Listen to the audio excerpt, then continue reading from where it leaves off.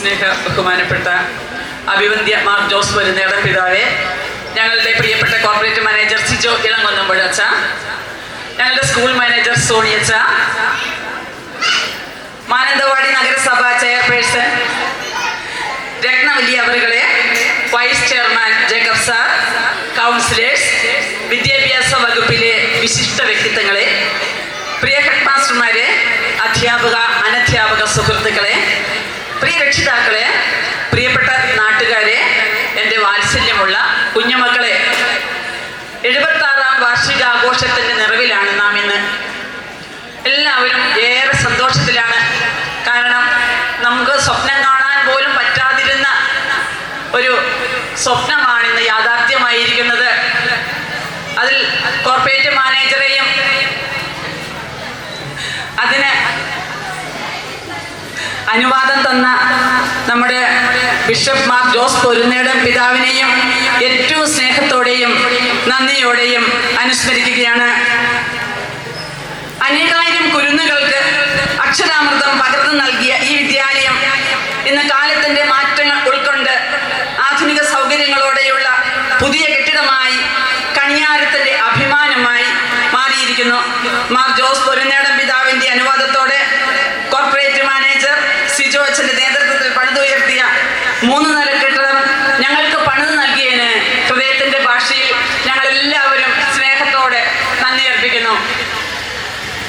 32 വർഷത്തെ അധ്യാപന ജീവിതത്തിന് ശേഷം സർവീസിൽ നിന്ന് പിരിയുന്ന ഞാൻ നേരെ സന്തോഷത്തിലാണ്. കാരണം എനിക്ക് ശരിക്കും 100% ആത്മാർത്ഥതയോടെ തന്നെ എന്നെ ഏൽപ്പിച്ച ജോലി ഉത്തരവാദിത്വം ചെയ്ത് തീർത്തു എന്ന് എൻ്റെ മനസ്സാക്ഷിക്ക് അനുസൃതമായി എനിക്ക് പറയാൻ സാധിക്കും. ഞാൻ എന്തായിരിക്കുന്നുവോ അത് ദൈവകൃപയാലാണ്. ദൈവത്തിൻ്റെ അനന്തമായ കൃപയുടെ ഒരൊഴുക്കായിരുന്നു എൻ്റെ ജീവിതം മുഴുവൻ. ദൈവത്തിന്, ഈശ്വരന് ഏറ്റവും ആദ്യമേ ഞാൻ നന്ദി പറയുകയാണ്. എൻ്റെ കുടുംബം, എൻ്റെ ഡാഡി ഇന്ന് ജീവിച്ചിരിപ്പില്ല, മമ്മ ഇവിടെയുണ്ട്, എൻ്റെ സഹോദരൻ മനോജ് വന്നിട്ടുണ്ട്, അവൻ്റെ കുടുംബമുണ്ട്, അനുജത്തി ബിന്ദു ഉണ്ട്, അവളുടെ കുടുംബമുണ്ട്, പിന്നെ ബന്ധുമിത്രാദികളുണ്ട്, സുഹൃത്തുക്കളുണ്ട്, എൻ്റെ ഏറ്റവും പ്രിയപ്പെട്ട കണിയാര നിവാസികളുണ്ട്. അപ്പോൾ ഞാൻ ആദ്യമേ തന്നെ എൻ്റെ കുടുംബത്തിലെ എല്ലാവർക്കും ഏറ്റവും സ്നേഹത്തോടെ നന്ദി പറയുകയാണ്. എൻ്റെ ഡാഡി സൈനികനായിരുന്നു. അപ്പോൾ ഡാഡിയിൽ നിന്ന് കിട്ടിയ ഒരു ആത്മബലവും അമ്മയിൽ നിന്ന് കിട്ടിയ സ്നേഹവാത്സല്യങ്ങളും ഒക്കെയാണ് എന്നെ വളർത്തിയത്. മനോജ് എൻ്റെ ബ്രദർ ഇവിടെ ഇരിപ്പുണ്ട്. അവനും ഞാനും 1ാം ക്ലാസ് മുതൽ ഒന്നിച്ചാണ് പഠിച്ചിരുന്നത്. അതിനുശേഷം എനിക്ക് TTCക്ക് അഡ്മിഷൻ കിട്ടി കണ്ണൂർ കൊണ്ടുപോയി ചേർത്തതും ആദ്യമായി ജോലി കിട്ടിയപ്പോൾ അവിടെ കൊണ്ടുപോയി വിട്ടതുമെല്ലാം എൻ്റെ സഹോദരനാണ്. അവനെ ഞാൻ ഏറ്റവും സ്നേഹത്തോടെ നന്ദിയോടെ ഓർക്കുന്നു. ഇനി എൻ്റെ ഏറ്റവും പ്രിയപ്പെട്ട ബാബുചേട്ടൻ, ജീവിതത്തിൽ യാതൊരു പരാതിയുമില്ലാത്ത നല്ലൊരു മനസ്സിനുടമ, ലഭിച്ചതൊക്കെ അങ്ങേയറ്റം എന്ന് കരുതുന്ന ഒരാൾ. ഇതൊക്കെയാണ് എൻ്റെ സന്തോഷത്തിൻ്റെ കാരണം. 2 ആൺമക്കൾ എനിക്കുണ്ടായിരുന്നു. അവരിപ്പോഴും ദൈവസന്നിധിയിൽ ഇരുന്ന് പ്രാർത്ഥിക്കുന്നു എന്ന് തന്നെ ഞാൻ ഉറച്ചു വിശ്വസിക്കുന്നു. അതുകൊണ്ടാണ് എനിക്ക് നിങ്ങളുടെയൊക്കെ മുമ്പിൽ ഇങ്ങനെ നിൽക്കുന്നതിനും സംസാരിക്കുന്നതിനും ഈ അധ്യാപന ജോലി പൂർത്തിയാക്കുന്നതിനും ഒക്കെ സാധിച്ചത്. എൻ്റെ ഏക മകൾ അനുപ MBBS ഫൈനൽ ഇയർ വിദ്യാർത്ഥിനിയാണ്. ഇന്നിവിടെ വന്നിട്ടില്ല. അവൾക്ക് ഇന്നലെ മുതൽ എക്സാം തുടങ്ങിയത് കൊണ്ട് വരാൻ സാധിച്ചില്ല.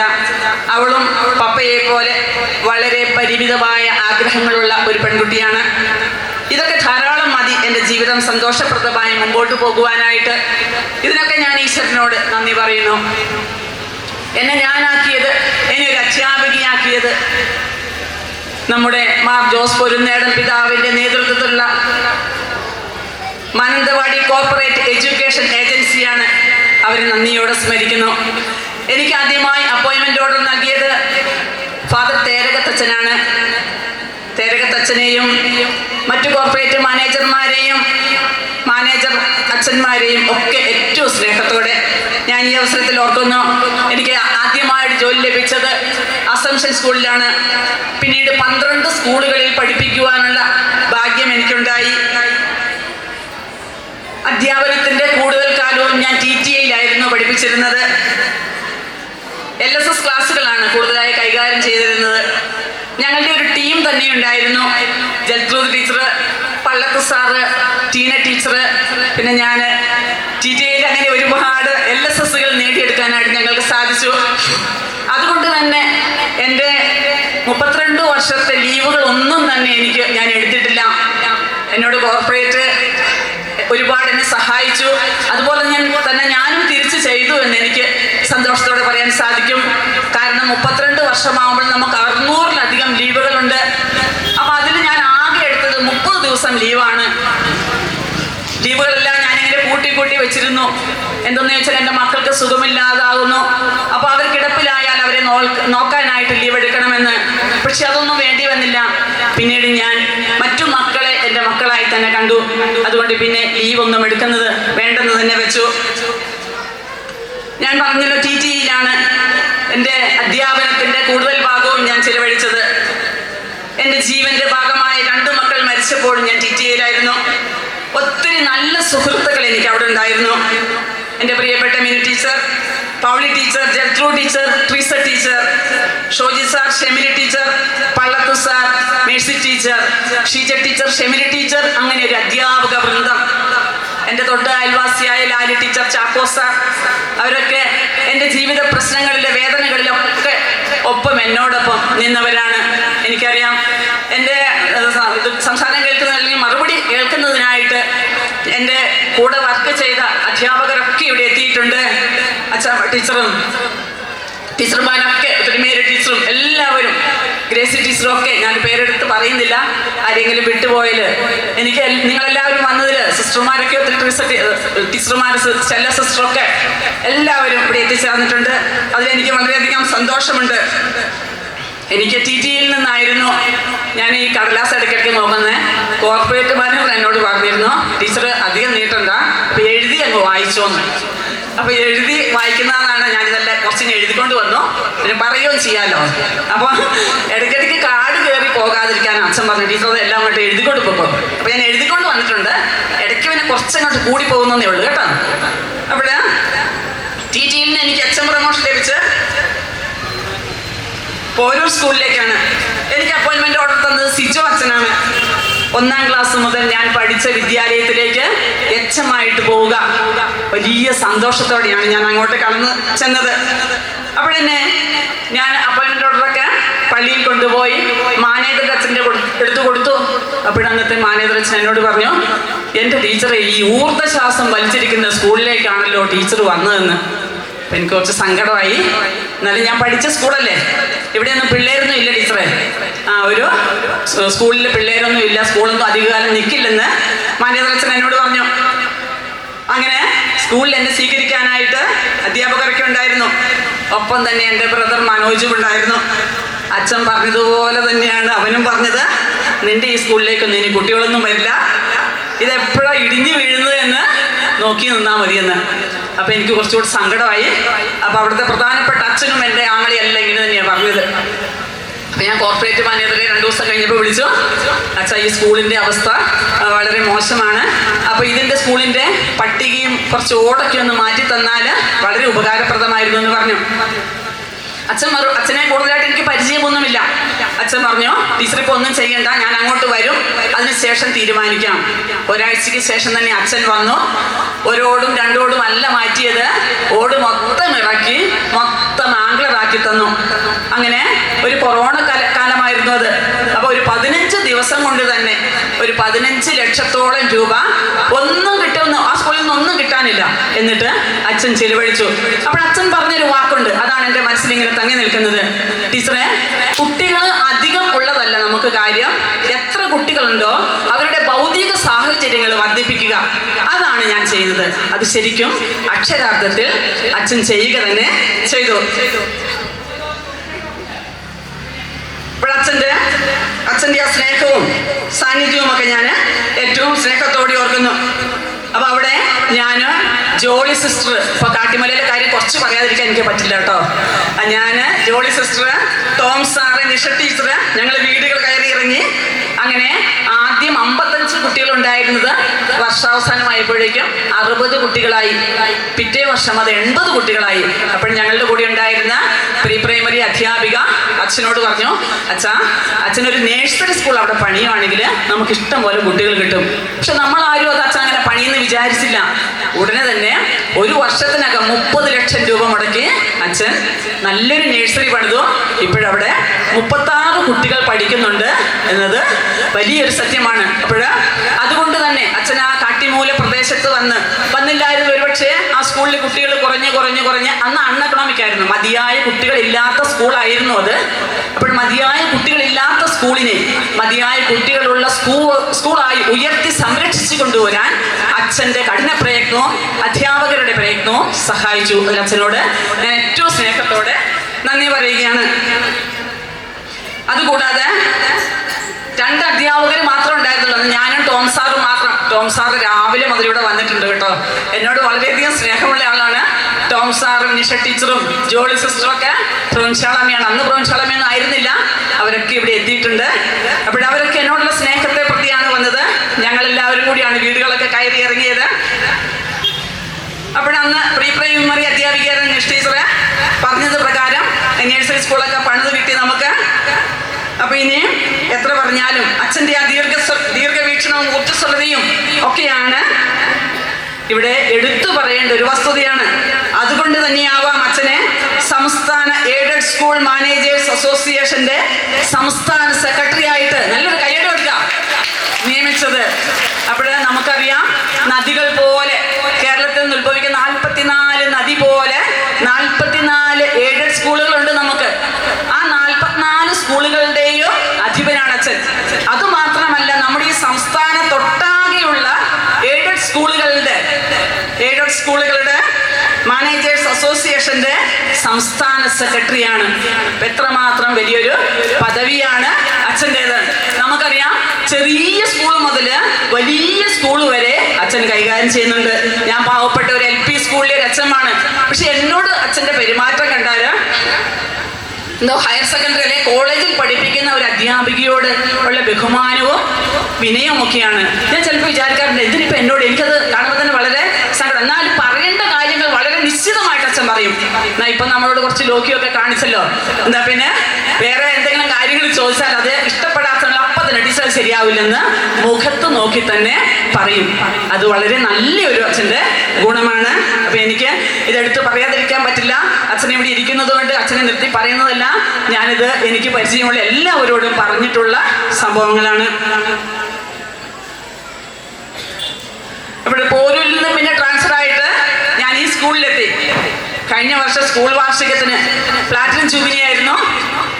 അച്ഛൻ അപ്പുറയായിരുന്നു സ്റ്റേജ്. അവിടെ നിന്ന് അച്ഛൻ പറഞ്ഞു, അപ്പം എല്ലാവർക്കും സങ്കടമായിരുന്നു. പ്രസംഗം പറയുന്നവരൊക്കെ പറയുന്നത്, അയ്യോ ഈ സ്കൂള് പ്ലാറ്റിനം ജൂബിലി പിന്നിട്ടു അച്ഛാ, എന്നിട്ട് അതിനൊരു പുരോഗതിയുമില്ല. അപ്പം അച്ഛൻ സ്റ്റേജിൽ കയറി പറഞ്ഞു, ഇത് ഞാൻ പണിയും, ഇവിടെ ഒരു സ്കൂൾ പണിയും. 1 അല്ല, അപ്പോഴത്തേക്ക് എല്ലാവരും പിന്നെ കുറച്ചിതായി, 2 അല്ല 3 നില കെട്ടിടം പണിയും. എല്ലാവരും വിശ്വസിക്കാത്തതുപോലെ ഞാനും വിശ്വസിച്ചില്ല. അപ്പോൾ പിന്നെ അച്ഛൻ ഇറങ്ങി. പിന്നെ എന്നാലും അച്ഛൻ പറഞ്ഞൊരു വാക്കല്ലേ, പിന്നെ സ്കൂൾ അടച്ച ഉടനെ തന്നെ തറക്കല്ലിട്ടു. ഉടനെ തന്നെ പണി തുടങ്ങുമെന്ന് അച്ഛൻ പറഞ്ഞു. അപ്പോൾ മാത്യു സാറ് വേഗം തന്നെ വന്ന് പറഞ്ഞു, അച്ഛൻ ഒന്ന് തറക്കല്ലിട്ട് വെക്കുവാണെങ്കിൽ പണി വന്നൊരു ഉറപ്പാണല്ലോ. അപ്പോൾ ഉടനെ തന്നെ തറക്കല്ലിട്ടു. പിന്നെ കുറച്ച് നാൾ, ഒരു 4 മാസം നീണ്ടുപോയി. അതെന്താണെന്ന് വെച്ചാൽ ബൈ ഇലക്ഷൻ വന്നു. ഈ സ്കൂളിൽ 3 ബൂത്ത് ഉണ്ടായിരുന്നു. അപ്പോൾ സ്കൂളിൽ ഒരു സാധനവും പൊളിക്കാനോ എടുക്കാനോ പാടില്ലെന്ന് അവര് തഹസിൽദാർ പറഞ്ഞു. അതുകൊണ്ട് ഒരു 4 മാസക്കാലം അങ്ങ് നീണ്ടു. അല്ലെങ്കിൽ കഴിഞ്ഞ അവധിക്കാലത്ത് തന്നെ ഇത് തുടങ്ങേണ്ടതായിരുന്നു. എന്നിരുന്നാലും കുട്ടികളെ ഇവിടെ വെച്ചുകൊണ്ട് തന്നെ പലരും ഇതിലെ രക്ഷിതാക്കൾ പോകുമ്പോൾ അല്ലെങ്കിൽ നാട്ടുകാർ പോകുമ്പോൾ ഇവിടെ കയറി വന്ന് പറയും, ഇതെങ്ങനെയായി കുട്ടികൾ ഇവിടെ ഇരുന്നിട്ട് ഇവിടെ ഇങ്ങനെ പണി നടക്കുന്നതെന്ന്. അപ്പോഴത്ര ശ്രദ്ധയോടെ ഒരു കാര്യം എടുത്തു പറയട്ടെ.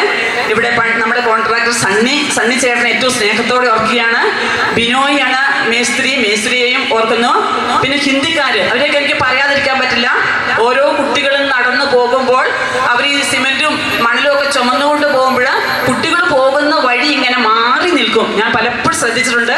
ആദ്യം ഹിന്ദിക്കാരൊക്കെ വന്നപ്പോൾ നമുക്ക് പേടിയായിരുന്നു, ഇവരെങ്ങനെയുള്ളവരായിരിക്കും, ഇനി ഒരു വർഷം മുഴുവൻ നമ്മുടെ പിള്ളേരുണ്ടല്ലോ. പക്ഷേ കൃത്യമായ ശക്തമായ അച്ഛൻ്റെ നിർദ്ദേശങ്ങൾ കൊണ്ടാകാം ഒരു ഹിന്ദിക്കാർ നമ്മുടെ നോക്കുകയില്ല, പിന്നെ ഭാഷയും നമുക്കറിയില്ലല്ലോ, ഒന്നും സംസാരിക്കാനും നിന്നിട്ടില്ല. അപ്പോൾ അത്രയേറെ ആത്മാർത്ഥതയോടെ ഈ ബിനോയൊക്കെ ആണെങ്കിൽ എല്ലാ ദിവസവും രാവിലെ മുതൽ ഫുൾ ടൈം ഇവരുടെ കൂടെയുണ്ട്. അപ്പം നമ്മുടെ ഒരു കുടുംബത്തിലെ അംഗങ്ങളെ പോലെയായിരുന്നു ഈ സണ്ണി ചേട്ടനും ബിനോയിയൊക്കെ. അപ്പം അച്ഛൻ പറഞ്ഞതുപോലെ ഈ കഴിഞ്ഞ ദിവസമൊക്കെ എല്ലാവരും എന്നോട് ചോദിച്ചു, ഇത് നീട്ടി വെച്ചു ഇല്ലേ? അപ്പം ഞാനും ഓർത്ത് ഇതൊന്നും ആകൂല. അതിനാണെങ്കിൽ ഇന്നലെ ഒരു മഴയും. അപ്പോൾ ഇന്നലെയൊക്കെ ഇവിടെയെല്ലാം ആകപ്പാടെ ഇതെല്ലാം അലങ്കോലപ്പെട്ടാ കിടന്നത്. പക്ഷേ നമ്മുടെ PTA-ക്കാരും പിന്നെ രക്ഷിതാക്കളും എല്ലാവരും കൂടെ കൂടി ഇതെല്ലാം ശരിയാക്കി. നമ്മുടെ അച്ഛൻ അമലച്ഛൻ കൊച്ചച്ഛൻ പറഞ്ഞു, ടീച്ചറൊന്ന് പറഞ്ഞാൽ മതി, ഞാനും KCYM പിള്ളേരും കൂടെ വന്നിട്ട് ഇവിടെ എല്ലാം വൃത്തിയാക്കിക്കൊള്ളാമെന്ന്. അപ്പം ഇന്നലെ പെരും മഴയായതുകൊണ്ട് അതൊന്നും നടന്നില്ല. ഇന്നലെ പെയിന്റിംഗ് ഒക്കെ നിർത്തി വെച്ചു. അച്ഛൻ പറഞ്ഞു ഇന്ന് ഞാൻ കുർബാന കഴിഞ്ഞിട്ട് രാവിലെ ഇവിടെ വന്നു, അപ്പോഴിവിടെ പെയിന്റിങ് പണി തുടങ്ങിയിട്ടുണ്ട്, അവരെല്ലാം കൃത്യമായിട്ട് വൃത്തിയാക്കി തന്നു. അപ്പൊ ഏറ്റവും സ്നേഹത്തോടെ നന്ദിയോടെ ഈ സണ്ണി ചേട്ടനെയും ബിനോയിയെയും അവരുടെ പണിക്കാരെയും അവരെ എടുത്തു പറയട്ടെ, എല്ലാവർക്കും ഏറ്റവും സ്നേഹത്തോടെ ഈ അവസരത്തിൽ ഞാൻ നന്ദി പറയുന്നു. ഞങ്ങളുടെ ഏറ്റവും പ്രിയപ്പെട്ട സ്കൂൾ മാനേജർ, ഞാൻ പറഞ്ഞു വരുമ്പോൾ അങ്ങോട്ട് പറഞ്ഞു പോകുന്നതാണ്, അല്ലെങ്കിൽ പിന്നീട് ലാസ്റ്റായിട്ട് വെക്കാതെ പറയുന്നത് കൊണ്ടാണ്. ഞങ്ങളുടെ സ്കൂൾ മാനേജർ സോണിയച്ചൻ സന്തത സഹചാരിയും മാർഗദർശിയുമാണ്. കത്തീഡ്രൽ പള്ളിയുടെ ഇടവക വികാരിയാണ്. നമുക്കറിയാം അച്ഛനെ ഏറെ തിരക്കുണ്ട്. അച്ഛനെ എപ്പോൾ ഫോൺ വിളിച്ചാലും അച്ഛനെ എടുക്കാറില്ല. കുറച്ച് സമയം കഴിയുമ്പോൾ തിരിച്ചു വിളിക്കും, മെസ്സേജ് ഇട്ടാൽ കാണാറേ ഇല്ല. അപ്പൊ അച്ഛനോട് ഞാനത് പരാതി പറയുമ്പോൾ അച്ഛൻ പറയുന്നത് എന്താ പറയുക, ടീച്ചർ ഒന്ന് വിളിച്ചിട്ട് കിട്ടിയില്ലെങ്കിൽ പിന്നെയും വിളിക്കണം. അങ്ങനെ ഞാൻ പിന്നെ നിരന്തരം ശല്യപ്പെടുത്തുമ്പോൾ അച്ഛൻ എടുക്കും. അച്ഛനെ പറഞ്ഞിട്ട് കാര്യമില്ല, കൂടുതൽ പ്രാർത്ഥനകളാണ്. ആ പ്രാർത്ഥനകൾക്ക് പോകുമ്പോൾ അച്ഛൻ സൈലന്റ് ആക്കി വെക്കുന്നതാണ്. അപ്പോഴെന്നാലും അച്ഛൻ്റെ സ്നേഹവും നമ്മുടെ ഈ സ്കൂളിൽ തുടക്കം മുതൽ അവസാനം വരെ അച്ഛൻ്റെ സാന്നിധ്യം ഉണ്ടാകും. അച്ഛൻ ഫോണൊന്നും വിളിക്കുന്നത് എടുക്കണ്ട, അച്ഛൻ ഇങ്ങോട്ട് വരും. ഈ പണി നടക്കുന്ന ദിവസങ്ങളിലൊക്കെ അച്ഛൻ ഇവിടെ വന്നിട്ട് എത്ര ഒരു സാധാരണക്കാരനായിട്ട് എന്ത് എളിമയോടെ. സാധാരണ നമുക്ക് സ്കൂളിലേക്ക് മാനേജർക്ക് വരുമ്പോഴത്തേക്കും പണ്ടൊക്കെ പേടിയായിരുന്നു അല്ലേ? അപ്പൊ ഇപ്പൊ അതൊന്നുമില്ല. അച്ഛൻ നമ്മളിൽ ഒരാളായിട്ട് തന്നെ വന്നിട്ട് നമ്മുടെ കാര്യങ്ങളൊക്കെ അന്വേഷിച്ച് ശരിക്കും വീട്ടിലൊക്കെ ഇന്നിപ്പോ ഇവിടെ വെഞ്ചിരിപ്പ് നടത്തുകയായിരുന്നല്ലോ. ഇന്ന് രാവിലെ അച്ഛനോട് വന്നു, എന്നിട്ട് ടീച്ചർ അത് വേണം ഇത് വേണം, അതൊക്കെ ഞാൻ പള്ളിയിൽ നിന്ന് കൊണ്ടുവരാം, ടീച്ചർ ഇതൊക്കെ ഇന്നതൊക്കെ ഇവിടെ ആക്കണം. എന്നിട്ട് ഞാൻ ഇവിടെ വരുമ്പോൾ അച്ഛൻ കസേര തുടക്കുകയാണ്. ആരും ചെയ്യാത്തൊരു കാര്യമല്ലേ? അപ്പൊ എന്തുകൊണ്ടാണ് നിങ്ങൾ തുടച്ചിട്ടാക്കുന്നൊന്നും നമ്മളോട് ചോദിക്കുന്നില്ല. അച്ഛൻ തന്നെ ഒരു ടവലൊക്കെ എടുത്തിട്ട് നല്ല വൃത്തിയാക്കി അച്ഛൻ്റെ ഉത്തരവാദിത്വമാണെന്ന് കണക്കാക്കി ബിഷപ്പിനെയും കോർപ്പറേറ്റ് മാനേജരെയും ഒക്കെ ഞങ്ങളോടൊപ്പം സ്വീകരിക്കാനായിട്ട് അച്ഛൻ മുൻനിരയിൽ നിന്നു. അപ്പോൾ എനിക്ക് തോന്നുന്നത് എളിമയുടെയും വിനയത്തിൻ്റെയും ഒക്കെ ഒരു അപ്പസ്തോലനായിട്ടാണ് അച്ഛനെ എനിക്ക് തോന്നിയിട്ടുള്ളത്. കൊച്ചച്ഛൻ അമ്മൽ അച്ഛൻ ഞങ്ങളുടെ ഒരു ബന്ധുവാണ്. അച്ഛൻ ഇവിടെ വന്നിട്ടുണ്ട്. ആ അച്ഛനും ശരിക്കും പറഞ്ഞാൽ ഇവിടെ LP school, UP school, high school, higher secondary ഒക്കെ ഉണ്ട്. അവരുടെയൊക്കെ പ്രിൻസിപ്പാൾമാരൊക്കെ ഇവിടെയുണ്ട്.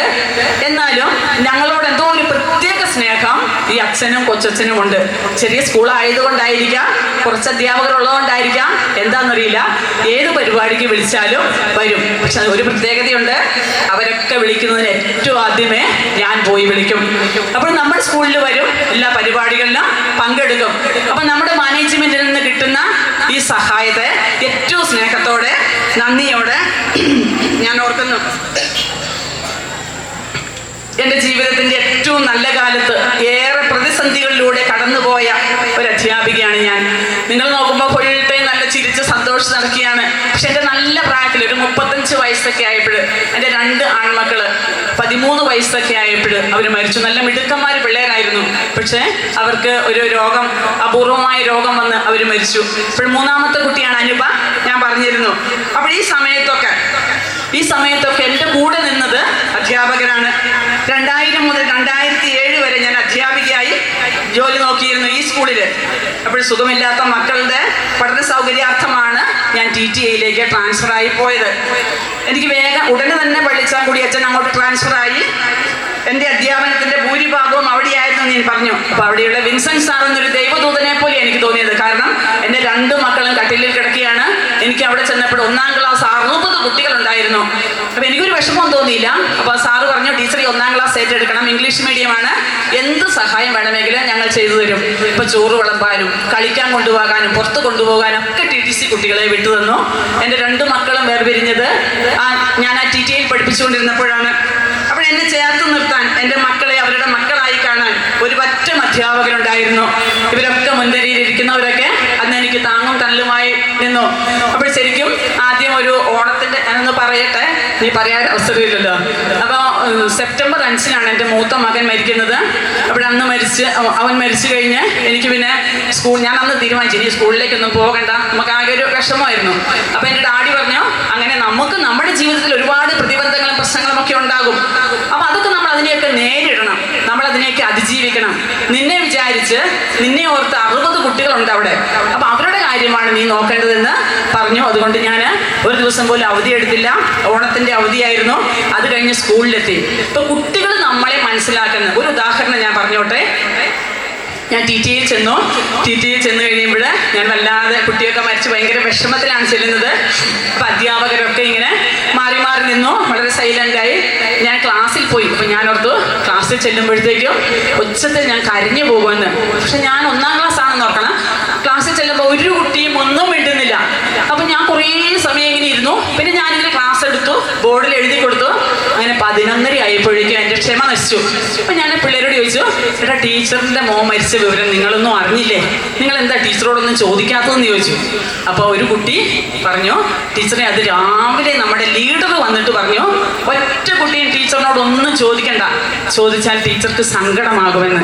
അപ്പോൾ കുട്ടികൾ നമ്മളെ മനസ്സിലാക്കുന്നത് എത്ര പക്വതയോടെയാണ്. ഞാനിത് ചോദിക്കുമ്പോൾ കരയാൻ വേണ്ടി ഇരിക്കുന്നയാളാണ് ഞാൻ. പക്ഷെ അവരെത്ര പക്വതയോടെ പെരുമാറിയത് കൊണ്ട് ഞാൻ കരഞ്ഞില്ല, ഒന്നുമില്ല. പിള്ളേർ എന്നോട് ഇത്രമാത്രം പക്വത കാണിക്കുമ്പോൾ നമ്മളും അങ്ങനെ കാണിക്കണ്ടേ?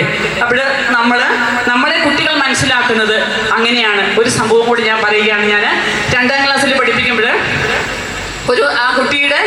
ഒരു കുട്ടിയുടെ രക്ഷിതാവ് ഇങ്ങനെ എന്നോട് പറഞ്ഞു, ഇവൻ വീട്ടിൽ നിന്ന് ഭയങ്കര വഴക്കാ ടീച്ചറെ.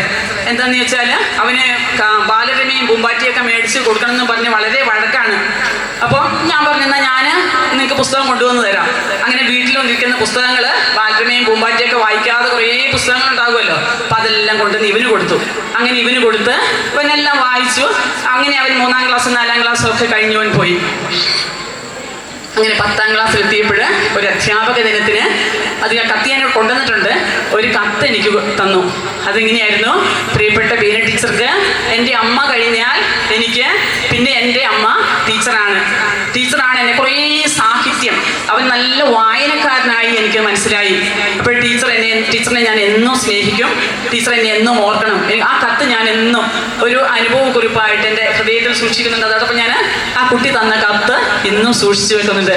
അപ്പോൾ കുട്ടികളുടെ കാര്യത്തിൽ കുട്ടികൾ നമ്മളോട് എത്രമാത്രം സ്നേഹം കാണിക്കുന്നു, അവർ നമ്മൾ എത്രമാത്രം പരിഗണന തരുന്നുവെന്ന് ചില സംഭവങ്ങൾ വളരെ വ്യക്തമാക്കി നമുക്ക് തരുന്നതാണ്.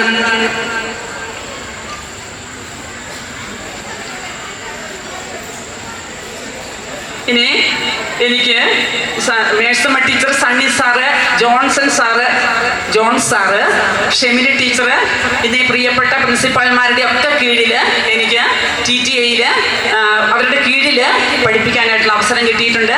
അതിനെയൊക്കെ ഞാൻ ഏറ്റവും നന്ദിയോടെ സ്നേഹത്തോടെ ഓർക്കുന്നു. അപ്പോൾ ജോലി ചെയ്ത കാലം അത്രയും ഏറെ സന്തോഷപ്രദമായി തന്നെ ജോലി ചെയ്യാൻ എന്നെ സഹായിച്ച കോർപ്പറേറ്റ് മാനേജ്മെൻറ്റിനെയും വിദ്യാഭ്യാസ വകുപ്പിനെയും നന്ദിയോടെ ഓർക്കുന്നു. മാനന്തവാടി AE ഓഫീസിലെ ഷീബ മാഡം എവിടെയുണ്ട്? ഞാൻ കഴിഞ്ഞ ദിവസം പറഞ്ഞത്, ഇപ്പോൾ കോർപ്പറേറ്റ് മാനേജർ പറഞ്ഞതുപോലെ തന്നെ ഷീബ മാഡവും പറയും, ടീച്ചർ വരുമ്പോൾ എന്തെങ്കിലും കടലമുട്ടായിയോ ഒക്കെ കൊണ്ടുവരുമെന്ന് ചിലപ്പോഴും ഷീബ മാഡവും പറയുന്നതിന് മുമ്പ് ഞാൻ പറയുന്നതാണ്. അവിടെ ചെല്ലുമ്പോൾ നമുക്കൊരു വീട്ടിൽ ചെന്ന പ്രതീതിയാണ്. അങ്ങ് കയറി ചെല്ലുമ്പോഴേ അവിടെ ഒരു സൈഡ് മുതൽ ഇങ്ങനെ ചോദിക്കും, കഴിഞ്ഞ ദിവസം കണ്ടില്ലല്ലോ ടീച്ചർ, 2 ദിവസമായിട്ട് വരാത്തത്. ശരിക്കും നമ്മളോട് വീട്ടുകാരിൽ അങ്ങനെ ചോദിക്കുകയുള്ളൂ. തറവാട്ടിലൊക്കെ ചെല്ലുമ്പോൾ നിന്നെ കണ്ടിട്ട് കുറേ ദിവസമായല്ലോ. അപ്പോൾ അങ്ങനെ അത്രമാത്രം സ്നേഹം. നമ്മൾ ഒരു കാര്യങ്ങളും അവർ മുടക്കം വരുത്തില്ല, എല്ലാ കാര്യങ്ങളും കൃത്യമായിട്ട് ചെയ്തു തരുന്നു. എത്ര സ്നേഹത്തോടെയാണ്. എനിക്ക് എൻ്റെ ഈ HM ജീവിതത്തിൽ ഒരു കടലാസുകളോ ഒരു പ്രശ്നങ്ങളും എനിക്ക് ഉണ്ടായിട്ടില്ല. ഞാൻ ഈ AE ഓഫീസിൽ അതിന് മുമ്പുണ്ടായിരുന്ന ഗണേശൻ മാഷ്, മുരളീധരൻ മാഷ്, ഇവരെയൊക്കെ സൂപ്രണ്ട്, ഇപ്പോൾ ശിവ മാഡം, AEOൻ്റെ ചാർജുള്ള ശിവ മാഡം, പിന്നെ സ്റ്റാഫ് അംഗങ്ങളെയൊക്കെ ഞാൻ ഏറ്റവും നന്ദിയോടെ ഈ അവസരത്തിൽ ഓർക്കുകയാണ്. അതോടൊപ്പം തന്നെ BPC സുരേഷ് കുമാർ സാർ ഇവിടെ വന്നിട്ടില്ല. സാറും വളരെയധികം സ്നേഹത്തോടെയാണ് നമ്മളോട് പെരുമാറിയിട്ടുള്ളത്. ഇനി നമുക്ക് മാനന്തവാടി മുനിസിപ്പാലിറ്റി ഉൾപ്പെട്ട സ്കൂളാണ് നമ്മുടേത്. അതുകൊണ്ട് തന്നെ മുനിസിപ്പാലിറ്റിയുമായിട്ട് വളരെ അഭേദ്യമായ ബന്ധം നമുക്കുണ്ട്. അവർ പ്രവേശനോത്സവം മുതൽ നമുക്ക് സഹായഹസ്തം നീട്ടുകയാണ്. അപ്പോൾ ആദ്യം പ്രവേശനോത്സവം മുതൽ നമുക്ക് ബാഗും കുടയും എല്ലാം തന്ന് അങ്ങനെ അങ്ങേയറ്റം വരെ അവർ സ്പോർട്സ് ഉപകരണങ്ങൾ തന്ന്, അതല്ലെങ്കിൽ പ്രഭാത ഭക്ഷണം, കുട്ടികൾക്ക് പ്രഭാത ഭക്ഷണം, ഇതൊക്കെ MEC മുനിസിപ്പാലിറ്റിയിൽ നിന്നാണ് നമുക്ക് ലഭിക്കുന്നത്. അപ്പോൾ അച്ഛൻ പറഞ്ഞു നമ്മുടെ ജേക്കബ് സാറും ഇവരൊക്കെ ഉണ്ട്, കൗൺസിലേഴ്സൊക്കെ ഉള്ളത് കൊണ്ട് നമുക്ക് വലിയ ബുദ്ധിമുട്ടൊന്നും ഇല്ല. അത് വളരെ സത്യമാണ്. നമ്മൾ എന്തെങ്കിലും ഒരു കടലാസ് ശരിയാക്കാനായിട്ട് ഈ മുനിസിപ്പാലിറ്റിയിലേക്ക് ചെല്ലുമ്പോൾ നമ്മുടെ ഈ കൗൺസിലർമാരെല്ലാവരും ജേക്കബ് സാർ ആദ്യമേ തന്നെ വിളിക്കും, എന്താ പ്രശ്നം. അപ്പോൾ എന്നോട് മാത്രമല്ല, ഞാൻ അവിടെ ഇരിക്കുമ്പോൾ ശ്രദ്ധിക്കുന്നുണ്ട്, വേറെ ഓരോരുത്തരും ഇങ്ങനെ നടന്നു പോകുമ്പോഴും അവരോടൊക്കെ എന്താ പ്രശ്നം. അപ്പം അങ്ങനെ പ്രശ്നങ്ങൾ പരിഹരിക്കുന്ന അവരെയാണ് നമുക്ക് രാഷ്ട്രീയക്കാർ, ഏത് രാഷ്ട്രീയമെന്ന് നമുക്ക് നോക്കേണ്ടതില്ല. അപ്പോഴും ആളുകളുടെ പ്രശ്നം പരിഹരിക്കുന്ന അല്ലെങ്കിൽ അവരോടൊപ്പം നിൽക്കുന്ന നേതാക്കൾ. അപ്പം അത് അങ്ങനെയാണ് നമ്മുടെ മുനിസിപ്പാലിറ്റിയിലുള്ളവർ. അവരൊക്കെ നമ്മളോട്, നമ്മുടെ സ്കൂളിനോട് വളരെയധികം സ്നേഹവും കാരുണ്യവും സഹായഹസ്തവും ഒക്കെ ചെയ്തിട്ടുണ്ട്. അപ്പം കഴിഞ്ഞ വർഷം നമുക്ക് ടോയ്ലറ്റ് ഇല്ലായിരുന്നു, 2 ടോയ്ലറ്റ് MEC-കാരുടെ വക അവർ പണിത് തന്നു. അപ്പം അവരെയൊക്കെ ഏറ്റവും സ്നേഹത്തോടെ നന്ദിയോടെ ഞാൻ ഓർക്കുന്നു. നമ്മുടെ ഡിവിഷൻ കൗൺസിലർ സുനി മാഡം ഈ സ്കൂളിൻ്റെ ഓരോ സ്പന്ദനവും അറിയുന്നയാളാണ്. ഓരോ ദിവസം ഇതിൽ നടന്നു പോകുമ്പോൾ ഇവിടെ നടക്കുന്ന കാര്യങ്ങളെല്ലാം അറിയും. ഇവിടെ ഒരു ചാലിൽ വെള്ളം കെട്ടി നിന്നാൽ, ഒരു കുട്ടി വീണാൽ അതെല്ലാം അവരുടെ മുമ്പിലെത്തും. ഒരു കുട്ടി ക്ലാസ്സിൽ ഹാജരാകാതിരുന്നാൽ അതൊക്കെ. അതുപോലെ തന്നെ ലേഖ കൗൺസിലറും നമ്മുടെ സിന്ധു വക്കീലും എല്ലാവരും പേരെടുത്ത് പറയുന്നില്ല, എല്ലാവരെയും നമ്മളോട് വളരെയധികം, ജോയി ചേട്ടനായാലും ഷീജ മോബിയും പ്രവീജ് ഇവിടെ വന്നിട്ടില്ല, എല്ലാവരും വളരെയധികം സ്നേഹത്തോടു കൂടിയാണ് നമ്മുടെ ഈ കണിയാർ സ്കൂളിനോട് പെരുമാറുന്നത്. കാരണം ഈ പ്രദേശത്ത് വേറെ ഒരു ഇതുപോലെ സ്ഥാപനം ഇല്ല. കണിയാരത്ത്, ഈ താഴെ കണിയാരത്ത്, ഈ 2 ഡിവിഷനുകളിലും കൂടിയുള്ള ഒരു സ്കൂളാണ്. അതുകൊണ്ട് ഈ കൗൺസിലർമാരുടെ എല്ലാ സ്കൂളും കൂടിയാണ് ഇത്. അതുകൊണ്ട് അവർ അത്രമാത്രം അതിനെ സ്നേഹിക്കുന്നു. ഇനി എൻ്റെ സഹപ്രവർത്തകരെ കുറിച്ചാണ്. അവരെക്കുറിച്ച് പറയാൻ ഒരുപാടുണ്ട്, കാര്യങ്ങളുണ്ട്. മനസ്സ് നിറയെ സ്നേഹവും നന്ദിയും ഒക്കെയുണ്ട്. എനിക്ക് സന്തോഷത്തോടെ ജോലി ചെയ്യുവാനായിട്ട് ഇവിടെ സാധിച്ചു. അത് തന്നെ ഭയങ്കര ദൈവാനുഗ്രഹമാണ്. സാനി ടീച്ചർ ആണ് സീനിയർ അസിസ്റ്റന്റ് ടീച്ചർ. വളരെ നിശബ്ദമായ സേവനമാണ്, വളരെ സൈലൻ്റായിട്ട് ജോലി ചെയ്യുന്നു. സ്റ്റാഫ് സെക്രട്ടറി ശൈല ടീച്ചർ പറന്ന് നടക്കുന്ന ടീച്ചറാണ്. ടീച്ചറെ ഏതെങ്കിലും കാര്യം ഏൽപ്പിച്ചാൽ അപ്പം തന്നെ സ്കൂട്ടിക്കാണ് പോകുന്നതെന്ന് അറിയില്ല, പോകുന്ന വഴി തന്നെ തിരിച്ചു വരും. അപ്പോഴെന്ത് കാര്യവും യാതൊരു മടിയും കൂടാതെ നിമിഷ നേരം കൊണ്ട് ചെയ്തു തരും. യാതൊരു ടെൻഷനും നമുക്ക് തരില്ല. അപ്പം നല്ലൊരു സുഹൃത്താണ്. ഇനി സ്കൂളിലെ കമ്പ്യൂട്ടർ വർക്കുകൾ കൂടുതലും ചെയ്യുന്നത് രശ്മി ടീച്ചറാണ്. രശ്മി ടീച്ചറാണ് ഇന്ന് പ്രയർ ചൊല്ലിയത്. ഉച്ചഭക്ഷണത്തിന്റെ ചുമതലയും ഒക്കെ ടീച്ചർക്കാണ്. പോരൂരായിരുന്നപ്പോൾ ഇതൊക്കെ ചെയ്യുന്നത് ടോം സാറായിരുന്നു. അതേ ഒരു സ്ഥാനത്ത് തന്നെയാണ് ഞാൻ രശ്മി ടീച്ചറെ കാണുന്നത്. ഏറെ കൃത്യതയോടെ സൂക്ഷ്മതയോടെ ഓഡിറ്റിൽ ഒരു തെറ്റിനും ഇടം കൊടുക്കാതെ, ഞാനിപ്പോൾ 4 വർഷമായി നോൺ മീൽ ഓഡിറ്റിൽ നിന്നും ഒരു തെറ്റും ഇതുവരെ വന്നിട്ടില്ല. അപ്പം അതിനൊക്കെ സഹായിക്കുന്നത് ഈ രശ്മി ടീച്ചറാണ്. ഇടം കൊടുക്കാതെ കമ്പ്യൂട്ടർ വർക്കുകളൊക്കെ ഈസി ആയിട്ട് ചെയ്യുന്നു. പക്ഷേ ടീച്ചർ എന്നും ഒരു അണിയറ ശില്പിയാണ്. അരങ്ങത്തേക്ക് വരുന്നത് എല്ലാം പുറകിൽ നിന്ന് ഇങ്ങനെ ചെയ്യും. ടീച്ചറിനെ ഏറ്റവും സ്നേഹത്തോടെ നന്ദിയോടെ ഞാൻ ഓർക്കുന്നു. ഇനി SRG കൺവീനർ ടീച്ചർ സ്കൂളിൻ്റെ അക്കാദമിക കാര്യങ്ങൾ, SRG യോഗങ്ങളൊക്കെ ഒരു ഭംഗവും കൂടാതെ നടത്തുന്നു. ഏത് കാര്യവും ടീച്ചറിനെ ഏൽപ്പിക്കാം, 100% വിജയിക്കുമെന്നത് ഉറപ്പാണ്. തുഷാര ടീച്ചർ ഞാനും കൂടിയാണ് TTI ഇങ്ങോട്ട് വന്നത്. ഒരേ സമയത്താണ്. കുട്ടികളെ എഴുത്തും വായനയും പഠിപ്പിക്കാൻ ഇതിൽ പരം മറ്റൊരാളില്ല എന്ന് നിസ്സംശയം പറയാം. എഴുതാനും വായിപ്പിക്കാനും ടീച്ചിങ് നോട്ടും വളരെ കൃത്യമായിട്ട് ടീച്ചർ എഴുതും. പഠിപ്പിക്കുന്ന കാര്യത്തിൽ യാതൊരു വിട്ടുവീഴ്ചയില്ല, എല്ലാം കൃത്യമായിട്ട് ടീച്ചർ ചെയ്യും. കുട്ടികളുടെ വിവിധ സ്കോളർഷിപ്പുകളൊക്കെ കൃത്യമായി അവരുടെ കൈകളിൽ എത്തിച്ചു കൊടുക്കും. അപ്പോൾ തുഷാര ടീച്ചറെ ഞാൻ ഏറ്റവും സ്നേഹത്തോട് ഓർക്കുന്നു. ജിൽജ ടീച്ചറിന് ഇംഗ്ലീഷിനോടാണ് താല്പര്യം. കുട്ടികൾ നന്നായിട്ട് ഇംഗ്ലീഷ് പഠിപ്പിക്കുന്നു. സ്കൂളിൻ്റെ പ്രശസ്തി ഉയർത്താൻ മിടുക്കിയാണ്. നല്ല ഐഡിയ ഉള്ള ആളാണ് അനിത ടീച്ചർ. അനിത ടീച്ചറുടേതായ ഒരു സംഭാവന എല്ലാ കാര്യങ്ങളിലും ഉണ്ടാകും. ഇനി നാസർ സാർ ഏറെ പക്വതയോടെ ശാന്തനായി കാര്യങ്ങൾ ചെയ്യുന്ന നാസർ സാറ് ഒരിക്കലും നമുക്ക് മറക്കാൻ പറ്റില്ല. ആത്മാർത്ഥതയുള്ള നല്ലൊരു അറബി അധ്യാപകനാണ് അദ്ദേഹം. എന്നെ സഹായിക്കുന്ന PTA പ്രതിനിധി രാജലക്ഷ്മി ടീച്ചർ ഒരു സർവ്വകലാവല്ലഭയാണ്. ഇപ്പം ഞാൻ HM ആയതുകൊണ്ട് എനിക്ക് കുറച്ച് എല്ലാ ക്ലാസ് മാനന്തവാടിക്കൊക്കെ ഓഫീസിലൊക്കെ പോകുമ്പോൾ എന്നെ സഹായിക്കുന്നത് രാജലക്ഷ്മി ടീച്ചറാണ്. ഇപ്പോൾ പ്രത്യേകം കോഴ്സുകളിലൊന്നും പങ്കെടുക്കാറില്ലെങ്കിലും കുട്ടികളെ വളരെ കൃത്യനിഷ്ഠയോടുകൂടി ടീച്ചർ പഠിപ്പിച്ചിട്ടുണ്ട്. അപ്പോൾ ടീച്ചർ എന്നെ സഹായിച്ചതിന് ഏറെ സ്നേഹത്തോടെ നന്ദി. മെൻറ്റർ ടീച്ചർ ശാന്തിനി ടീച്ചറും ഞങ്ങളോടൊപ്പം തന്നെ ചേർന്ന് തോളോട് തോൾ ചേർന്ന് നിൽക്കുന്നു. ഇനിയുമുണ്ട് 2 മിടുക്കികൾ, വർഷ ടീച്ചർ രജിത ടീച്ചറും പ്രീ പ്രൈമറിയുടെ സാരഥികളാണ്. കഴിഞ്ഞ വർഷം ഞാനിവിടെ വന്നതിന് ശേഷം കോർപ്പറേറ്റ് മാനേജരോടും AEയോടും അനുവാദത്തോടു കൂടി ഞങ്ങൾ പ്രീ പ്രൈമറി തുടങ്ങി. ഇന്ന് 16 കുട്ടികൾ അവിടെ അധ്യയനം നടത്തുന്നുണ്ട്. അവരാണ് ഇന്ന് ആ കോൺവെക്കേഷൻ പരിപാടിയിലൊക്കെ പങ്കെടുത്തവർ. പ്രീ പ്രൈമറിയെ വളരെ കൃത്യമായ രീതിയിൽ നയിക്കുന്നവരാണ്. അപ്പം നിങ്ങളൊക്കെ ആയിരുന്നു എൻ്റെ ശക്തി. എനിക്ക് ശരിക്കും ചെയ്യാൻ പറ്റില്ല. ശരിക്കും പറഞ്ഞാൽ ഇതൊരു ചെറിയ സ്കൂളാണ്, പക്ഷെ നമ്മൾ ഒരുപാട് നേട്ടങ്ങൾ ഈ വർഷം കൊയ്തെടുത്തു. ആദ്യമേ തന്നെ ഈ കലാമേളകൾ, ശാസ്ത്രമേളകളിൽ റണ്ണറപ്പ് കിട്ടി. പിന്നെ അതോടൊപ്പം തന്നെ നേരത്തെ കണ്ടില്ലേ മന്ത്രി, പിന്നെ നമ്മുടെ കേളുവേട്ടൻ പിന്നെ ഒരു ഉജ്ജ്വലം പദ്ധതി ആവിഷ്കരിച്ചിരുന്നു. അതിൽ നമുക്ക് സ്കൂളിൽ ചരിത്രത്തിലേക്ക് 1ാം സ്ഥാനം നേടി. നമ്മുടെ സ്കൂൾ ഒരുപാട് LP സ്കൂളുകളൊക്കെ ഉണ്ട്, പക്ഷെ നമുക്ക് 1ാം സ്ഥാനം കിട്ടി. അതോടൊപ്പം തന്നെ ഇപ്പം LSS സ്കോളർഷിപ്പ് 5 സ്കോളർഷിപ്പ് കിട്ടി. വളരെ നമുക്കറിയാം ഈ ഒരു വർഷം മുഴുവൻ പിള്ളേരെ സംബന്ധിച്ച് കുറച്ച് ബുദ്ധിമുട്ടുള്ളൊരു സമയമായിരുന്നു. അവർ വന്നിവിടെ ഇരിക്കും പോലെ തട്ടലും മുട്ടലും തന്നെയാണ്. ഈ തട്ടലുകൾക്കും മുട്ടലുകൾക്കും ഇടയിൽ അവർ പഠിച്ച് നല്ല 5 സ്കോളർഷിപ്പ് കിട്ടിയത് ഒരു ചരിത്ര വിജയം തന്നെയാണ്. ഇനിയും അവർക്ക് ഒരുപാട് വളരാൻ സാധിക്കും. കുട്ടികൾക്ക് എല്ലാവിധ ആശംസകളും. നമ്മുടെ സ്കൂളിനെ കരുത്തോടെ മുന്നോട്ട് നയിക്കുന്നത് PTA ആണ് ഒരു സ്കൂളിനെ മുമ്പോട്ട് നയിക്കുന്നത്. PTA പ്രസിഡന്റ് ആഗസ്ത്യയും MPTA പ്രസിഡന്റ് ശ്രീമതി ജാസ്രിയുടെയും നേതൃത്വത്തിലുള്ള PTA എക്സിക്യൂട്ടീവ് സ്കൂളിന്റെ കരുത്താണ്. നമുക്കറിയാം, എല്ലാവർക്കും അറിയാം, ഈ PTA പ്രസിഡന്റ് പ്രവേശനോത്സവം മുതൽ എല്ലാ ദിവസവും ഈ വഴിക്കാണ് കടയിൽ പോകുന്നത്. എല്ലാ ദിവസവും വെറുതെ ഈ സ്കൂളിന്റെ ഇവിടെ പരാതിയിൽ വന്നിങ്ങനെ നിൽക്കും. വളരെ കാര്യക്ഷമതയോടുകൂടി തന്നെ കാര്യങ്ങൾ അന്വേഷിക്കും. എന്തു പറഞ്ഞ് ഏൽപ്പിച്ചാൽ പിന്നെ നമുക്കൊന്നും പേടിക്കേണ്ട കാര്യമല്ല. എല്ലാം വളരെ കൃത്യതയോടുകൂടി. കൂടെ കുറേ PTA എക്സിക്യൂട്ടീവ് അംഗങ്ങളുണ്ട്. അപ്പോൾ ഇന്നലെ രാത്രിയും ഇന്നലെ കോർപ്പറേറ്റ് മാനേജറൊക്കെ വന്നപ്പോൾ അവരിവിടെയുണ്ട്. ഇന്ന് രാവിലെ മുതൽ ഞാൻ രാവിലെ 7:30 ഇവിടെ എത്തിയപ്പോൾ അന്നേരം മുതൽ PTA-ക്കാർ ഇവിടെയുണ്ട്. അപ്പോൾ അവരുടെയൊക്കെ സ്നേഹവും സഹകരണവും കൂട്ടായ്മയും ഒക്കെ കൊണ്ട് തന്നെയാണ് നമുക്കിങ്ങനെ ഈ നേട്ടങ്ങളൊക്കെ നേടാനായിട്ട് സാധിച്ചത്. ഇപ്പോൾ PTA പ്രസിഡന്റിനെയും എക്സിക്യൂട്ടീവ് അംഗങ്ങളെയും എല്ലാ രക്ഷിതാക്കളെയും ഏറ്റവും സ്നേഹത്തോടെ ഓർക്കുന്നു. ഇപ്പോൾ എൻ്റെ പ്രിയ സുഹൃത്തുക്കൾ ഒത്തിരി പേര് ഇതിൽ പങ്കെടുക്കാനായിട്ട് ഇവിടെ എത്തിയിട്ടുണ്ട്. HM-മാരുണ്ട്, ടീച്ചേഴ്സുണ്ട്. ഇപ്പോൾ ഒത്തിരി നല്ല സുഹൃത്തുക്കൾ. എൻ്റെ ഏറ്റവും വലിയ ഭാഗ്യം, എനിക്ക് ഒരുപാട് സുഹൃത്തുക്കളുണ്ട്, നല്ല കൂട്ടുകാരുണ്ട്. എൻ്റെ വേദനകളിലും വിഷമങ്ങളിലും ഒക്കെ പങ്കുചേരാനായിട്ട്, എന്നെ ആശ്വസിപ്പിക്കാനായിട്ട്, എന്നോടൊപ്പം നിൽക്കാനായിട്ട്, എനിക്ക് കരുത്തു പകരാനായിട്ട് ഒരുപാട് സുഹൃത്തുക്കളുണ്ട്. ആൺ സുഹൃത്തും പെൺ സുഹൃത്തും എല്ലാവരും ഏത് ജാതിയിലോ മതത്തിലോ രാഷ്ട്രീയമോ ഒന്നുമല്ല, എല്ലാവരും ഇവിടെ ഇരിക്കുന്നവരൊക്കെ എൻ്റെ സുഹൃത്തുക്കൾ തന്നെയാണ്. അപ്പോൾ അതിൽ ഞാൻ വളരെയധികം സന്തോഷിക്കുന്നു. ഒരുപാട് സുഹൃത്തുക്കളെ നേടാൻ സാധിക്കുക എന്നതൊരു വലിയ കാര്യമായിട്ട് തന്നെയാണ് ഞാൻ കരുതുന്നത്. അതുകൊണ്ട് ഞാൻ അതിലൊക്കെ ഏറെ സന്തോഷിക്കുന്നു. ഇനി ഈ സ്കൂളിൻ്റെ നല്ലവരായ അയൽവാസികൾ, ആനി ടീച്ചർ, മാത്യു സാറ്, ഇവിടെ ചേട്ടൻ, അപ്പോൾ ഇവരെല്ലാവരും സ്കൂളിനോട് വളരെയധികം, എന്തായാലും നമുക്കറിയാം എന്തെല്ലാം സാധനങ്ങൾ ആവശ്യം വരും. അപ്പോൾ അവരുടെ വീടുകളിൽ കൂടെ ചെന്നാണ് ഇതൊക്കെ നമ്മൾ വാങ്ങിക്കൊണ്ട് വരുന്നത്. അപ്പോൾ അവരൊക്കെ സ്കൂളിനോട് വളരെയധികം സ്നേഹത്തോടു കൂടി പെരുമാറുന്നു.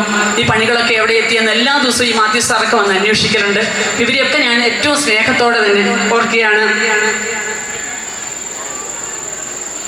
ഇനി ഞാൻ ST വിഭാഗത്തിലുള്ള ഒരാളെ കൂടെ പറയുകയാണ്. അപ്പോൾ നമ്മൾ ഈ ട്രൈബൽ വിഭാഗത്തിൽ നമ്മൾ ഈ ഉന്നതികളിലൊക്കെ പോകും. ഇപ്പോൾ ഉന്നതി എന്നാണ് പറയുന്നത്. പക്ഷേ നമ്മൾ കോളനി എന്നായിരുന്നു പറയുന്നത്. ഇപ്പോൾ അത് ഉന്നതി എന്നാണ് പറയുന്നത്. ഉന്നതികളിൽ പോകുമ്പോൾ ഞങ്ങളോടൊപ്പം വീടുകൾ കയറി ഇറങ്ങാനായിട്ട് പേശി എന്നൊരു രക്ഷിതാവും ഉണ്ടാവും. അപ്പോൾ അവനാണ് ഞങ്ങൾക്ക് വീടുകളൊക്കെ പറഞ്ഞു തന്ന എല്ലാ വീടുകളിലും പോയി കാര്യങ്ങളൊക്കെ പറയുന്നത്. അപ്പോൾ പേശി ഞാൻ ഈ അവസരത്തിൽ നന്ദിയോടെ എല്ലാ രക്ഷിതാക്കളെയും ഓർക്കുന്നു. പക്ഷേ ഈ ഭവന സന്ദർശനത്തിന് ഞങ്ങൾ പോകുമ്പോൾ ഈ പേശി റിജേഷ് എന്നാണ് അവൻ്റെ പേര്. അവനിവിടെ വന്നിട്ടുണ്ട്. അവനെയും ഏറ്റവും സ്നേഹത്തോടെ നന്ദിയോടെ ഓർക്കുന്നു. ഇനി എൻ്റെ പ്രധാനപ്പെട്ട കണിയാരൻകാർ, എനിക്കറിയാം ഈ കണിയാരൻകാർ എൻ്റെ വേദനകളുടെ സമയത്തൊക്കെ, ഏറ്റവും പ്രധാനപ്പെട്ട സമയത്തൊക്കെ അവർ എന്നോടൊപ്പം തന്നെയായിരുന്നു. എനിക്ക് ഏറ്റവും ഇഷ്ടപ്പെട്ടൊരു പ്രദേശം തന്നെയാണ് കണിയാരം. രാഷ്ട്രീയമൊന്നുമില്ല, എല്ലാവരും ഏറ്റവും സ്നേഹത്തോടു കൂടി തന്നെ പെരുമാറുന്നു. അപ്പോൾ അവരെയൊക്കെ ഞാൻ ഏറ്റവും സ്നേഹത്തോട് തന്നെ ഓർക്കുന്നു. അപ്പോൾ എത്രമേൽ പ്രശ്നങ്ങളുണ്ടെങ്കിലും അതൊന്നും എൻ്റെ അധ്യാപനത്തെ ബാധിച്ചിരുന്നില്ല എന്നെനിക്ക് 100% ഉറപ്പ് പറയാനായിട്ട് കഴിയും. അപ്പം ഞാൻ പറഞ്ഞു, കൂടുതലും LSS ക്ലാസ്സുകൾ, എനിക്ക് LSS ക്ലാസ് എന്ന് വെച്ചാൽ ഒരു ജീവനായിരുന്നു. ഇപ്പോൾ കഴിഞ്ഞ പ്രാവശ്യം TTയിലൊക്കെ പഠിപ്പിക്കുമ്പോൾ സാബു സാറ് പറയും ടീച്ചർ ഉള്ളത് കൊണ്ടാണ് ഈ കുട്ടി ഇവിടെ ചേർത്തത്. അല്ലെങ്കിൽ ഷോജി സാറ് പറയും ടീച്ചർ ഈ വർഷം ഇവിടുന്ന് മാറരുത്. അങ്ങനെ മാറാതെ നിന്ന് ജലത്രു ടീച്ചറിൻ്റെ ഒക്കെ 16 വർഷക്കാലം ഞാൻ LSS എടുത്തു. അപ്പോൾ ഇവിടെ വന്നിട്ടും ഞാൻ പോകുമ്പോൾ ഇത്രയും LSS കിട്ടിയത് കൊണ്ട് തന്നെ എനിക്ക് വലിയ സന്തോഷമാണ്. എൻ്റെ ഇവിടെ നിന്ന് ഇറങ്ങിപ്പോകുമ്പോൾ ഒരുപാട് സന്തോഷത്തോടെ. ഇപ്പോൾ എല്ലാവരും പറഞ്ഞു കെട്ടിടമൊക്കെ പണിതല്ലോ, പക്ഷെ അതൊന്നും നമുക്കൊന്നും ഇല്ല. എന്നാലും നമ്മുടെ കാലത്ത് അപ്പം അങ്ങനെ ഒരു സന്തോഷിക്കാം നമുക്ക്. എനിക്ക് സ്വന്തം സന്തോഷിക്കാം. അതിൽ അച്ഛൻ്റെ അധ്വാനവും അച്ഛൻ്റെ കർമ്മശേഷിയും ബുദ്ധിയും എല്ലാമാണ് ബുദ്ധിയും മനസ്സും ഒക്കെയാണ്. പക്ഷെ നമ്മളും കൂടി അതിലൊരു ചെറിയൊരു ഭാഗഭാക്കായി എന്നതിൽ എനിക്ക് സന്തോഷമുണ്ട്. എല്ലാവരോടും നന്ദിയുണ്ട്. ഇനി ഞാൻ സണ്ണിച്ചേട്ടനോട് ഇവരോടെല്ലാം നന്ദി പറഞ്ഞു. ഇവിടെയുള്ള എല്ലാ സുഹൃത്തുക്കളോടും ഇന്ന് ഇവിടെ എത്തിച്ചേർന്ന എല്ലാവരോടും വിശിഷ്ട വ്യക്തിത്വങ്ങളോടും എൻ്റെ പ്രിയപ്പെട്ട എല്ലാ നാട്ടുകാരോടും ഏറ്റവും സ്നേഹത്തോടെ നന്ദി പറഞ്ഞുകൊണ്ട് ഒരു കാര്യം കൂടിയുണ്ട്. എനിക്കൊരു ചെറിയ കവിതയും കൂടി ഉണ്ട് കേട്ടോ. അതുകൂടെ പാടിയിട്ട് ഞാൻ നിർത്തിക്കോളാം. എൻ്റെ ഒരു സ്വന്തം കവിതയാണ്. അപ്പം എൻ്റെ ബാബുചേട്ടനൊക്കെ നല്ല പാട്ടുകാരനാണ്, കൊച്ചും. അപ്പം എനിക്ക് അതിനങ്ങനത്തെ കഴിവൊന്നും ഇല്ലാത്തത് കൊണ്ട് ഞാൻ ചെറിയ കവിതയൊക്കെ ആയിട്ട് ഇറങ്ങി. അധികം പാടുന്നില്ല കേട്ടോ. റിട്ടയർമെൻറ്റുമായിട്ട് ബന്ധപ്പെട്ടതാണ്. കവിതയുടെ പേര് നവോദയം. വെയിൽ ചായുന്നു, നിഴലുകൾ നീളുന്നു, കർമ്മരഥ പടിയിറങ്ങണം. വെയിൽ ചായുന്നു, നിഴലുകൾ നീളുന്നു, കർമ്മരഥ പടിയിറങ്ങണം. അക്ഷരമക്ഷയ ഖനിയായി തീർന്നൊരറിവിടം വിട്ട് പിന്തിരിഞ്ഞൊരു വേള. മണിമുഴക്കം കേൾക്കാത്ത, വളകിലുക്കമില്ലാത്ത, മയിൽപ്പീലിത്തുണ്ടു കഥകൾ പറയാത്ത, കിളിക്കൊഞ്ചലില്ലാത്ത വരണ്ട ദിനങ്ങൾ നാളെയിലേക്കു മിഴിനീട്ടുന്നു. ജ്വലിക്കുന്നോർമ്മകൾ തന്നിറുന്ന നോവുകൾ, വർണ്ണങ്ങളില്ലാത്ത ഇരവുകൾ പകലുകൾ. ഒടുവിൽ ഇതുവഴി വന്ന വസന്തവും യാത്രയാകുന്നു. ദുഃഖത്തിൻ നീലിമയുണ്ടെന്നാകിലും ഇരുട്ടിനെ വകഞ്ഞു മാറ്റി പുതിയ നീലാകാശ മണ്ഡലത്തിലേക്കു വഴിവെട്ടണം. ഹൃദയം മരത്തിലെന്നു ചൊല്ലിയ കഥകൾ തിരുത്തണം. കാക്കേ കൂടെ വിടുന്ന വരികൾ നീട്ടണം. വായന വസന്തം വിരിക്കണം. പൂനില പുഞ്ചിരിയായി മാറിയൻ സ്നേഹമുദ്ര പതിപ്പിച്ച് പുതിയൊരു ഉഷസ്സും നവമൊരു നഭസ്സും പിറവിയെടുക്കണം. ഉണർത്തുപാട്ടിൻ ചേതനയോടെ നീരൊഴുക്കിൽ ഒരു ചെറുപരലായി അക്ഷയ തീർത്ഥമായി പെയ്തിറങ്ങണം. മണ്ണിനു നനവേകണം. അക്ഷയ തീർത്ഥമായി പെയ്തിറങ്ങണം. മണ്ണിനു നനവേകണം. എല്ലാവർക്കും ഒരിക്കൽ കൂടി നന്ദി പറഞ്ഞുകൊണ്ട് നിർത്തുന്നു.